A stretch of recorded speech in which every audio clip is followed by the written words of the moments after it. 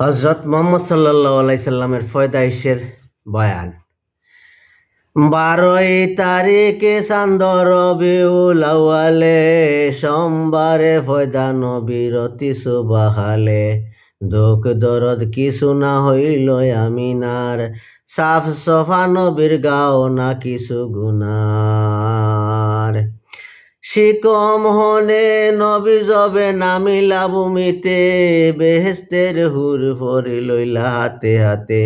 ফিরিস্তা সকল খাড়া খাতারে খাতার, নবী দেখি দরুদ লাগিলা পড়িবার।